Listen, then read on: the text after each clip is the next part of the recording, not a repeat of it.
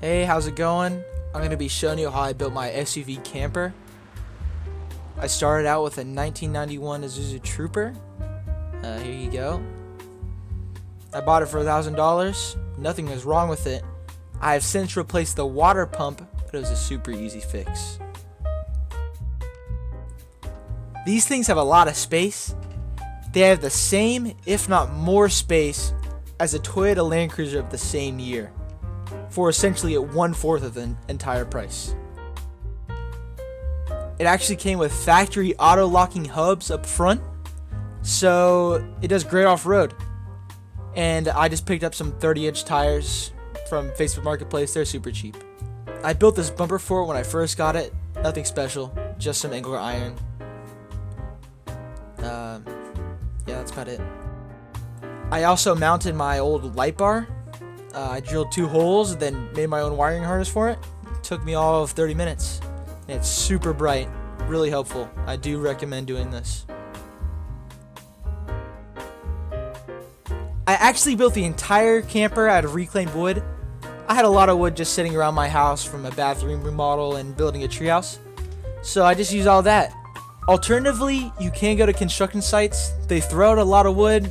Just look through the dumpsters. There's a lot of good pieces of wood in there. This ended up being the final haul I got. I got a little bit more than this, but that's pretty much it for the most part. Because I was on such a strict budget, essentially a $0 budget, I couldn't afford to cut wood the wrong length. So I just measured a lot, and I really recommend doing that. It's going to save you a lot of hassle and a lot of money. My framing was super simple. It was just a 1-inch piece of particle board with some 2x4 screwed into the bottom of it to give it some structural strength. It worked great. It was super strong. Some people say not to use particle board just because it's not as strong as plywood, but I didn't have the budget to spend 40 bucks on a piece of plywood, so I just used what I had, and it turned out great. It wasn't weak or anything.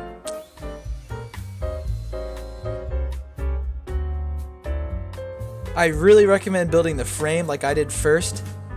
It's easy to base everything around it, and it's easier to visualize it as well.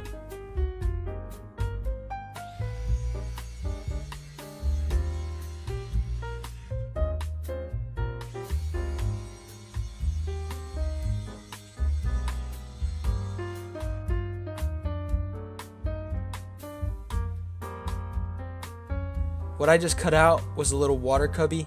I store my water and stove there. You'll see that later.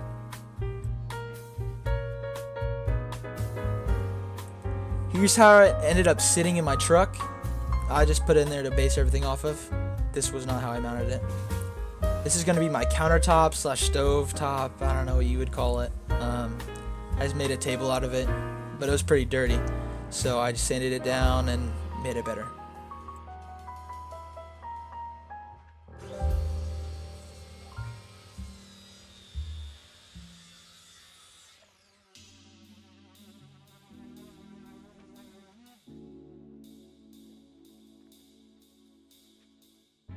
Again, measure a lot.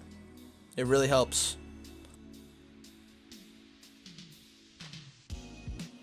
Here I am cutting my core supports for my frame. It's gonna be like kind of a divider for my drawers and stuff that I put in later. Again, I just used particle board because it was what I had. Yeah.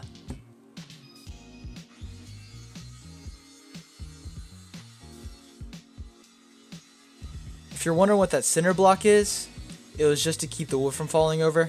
I didn't have anybody else to hold it at that moment, so I didn't want the wood falling on my foot.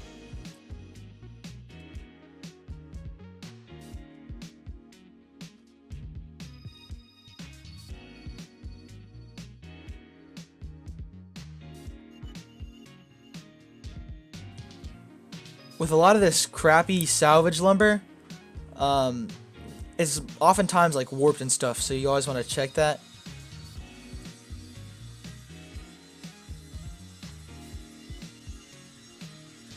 I got my mechanic's assistant to help me hold this. Definitely recommend 2 people. This was probably the most awkward part of it. Uh, I just couldn't get in there to screw them in, but I got it eventually.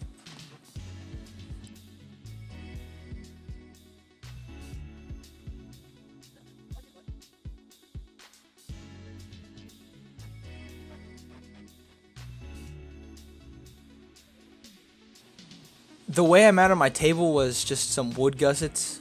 I mean, they're pretty hard to explain, but it's basically a 2x4 drilled in diagonally to add as some support to the wood because particle board isn't super strong to drill directly into, and it made the table plenty strong.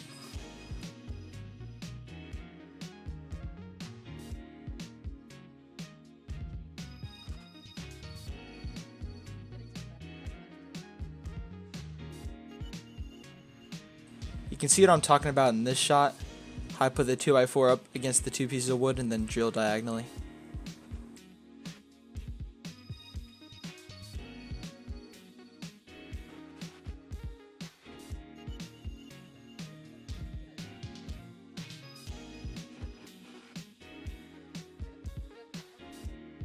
This is me cutting my table, just making sure all the pieces are the same length.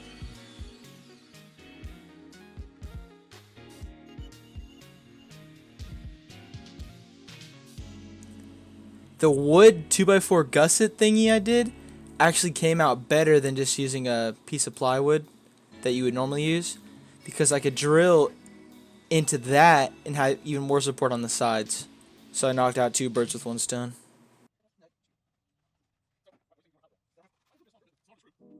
I recommend using shorter screws than I did and also drilling pilot holes.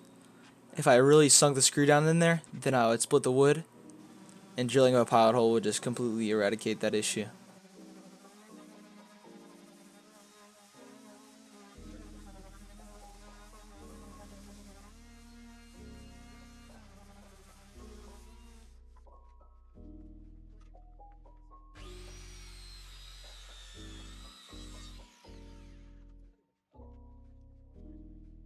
To make a door for my cabinet slash table slash coffee table, I guess, whatever you want to call it, I just put hinges on another piece of wood that I had laying around and then sunk it right in.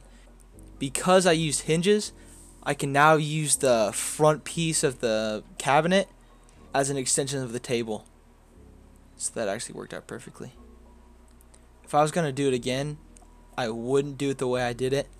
I would make the cabinet open downwards instead of flip upwards, just because when you're inside the truck and you want to get stuff out from under it, you have to bend your back over and it's super awkward to look at stuff under it. But if you want extra table space, then do it the way I did.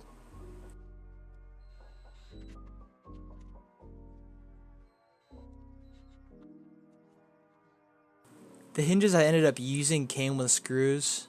I think they were like $5 or something. Perfect buy for this. Here I am just measuring for my drawer.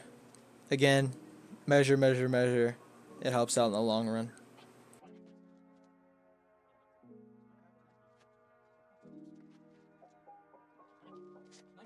This is me cutting my exoskeleton slash sliders for my drawer. Um, they were pretty low friction because they're smooth, and I didn't have any extra work doing it. Alternatively, you can cut plastic and mount it on the bottom of your drawer for even less friction, but the way I did it worked out good, and I didn't need any less friction.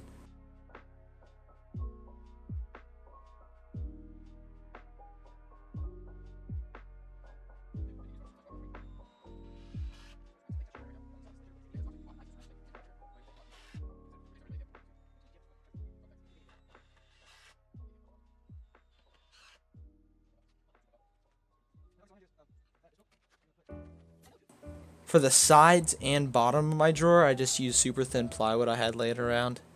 I think it was from a bathroom remodel. Uh, it was super flexible, so I ended up having to add another support in, but it ended up making the whole drawer even more sturdy and can hold more weight, so it ended up working in the long run.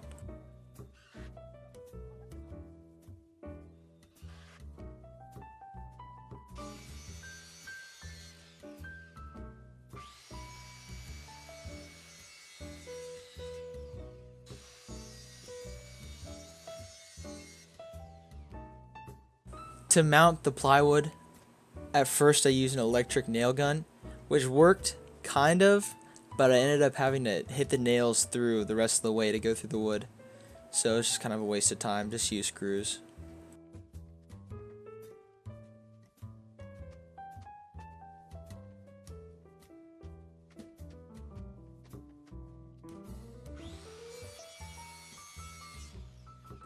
I didn't put it in the video, but now you can see my divider in the middle of my drawer, and I just had to mark the marker between clothes and gear and stuff, and it also added more reinforcement, so that's good.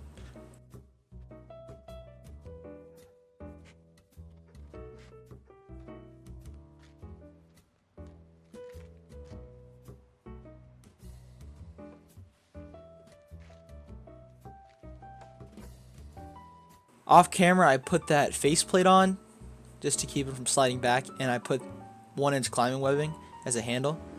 That's it. As you can see, it slides out pretty good. And then I cut a piece of wood to keep it standing so I could cook on it, do all that stuff. That was the inside finished. I mean, as you can see, it's pretty rough, but for literally costing $0, it works good, so I have no complaints. It's just a picture of it all furnished. Sorry I didn't get a video of it. It's pretty simple, just a foam pad. And I took it up to the mountains as his maiden voyage, and it did great. Hope it helped some of y'all out. Happy camping.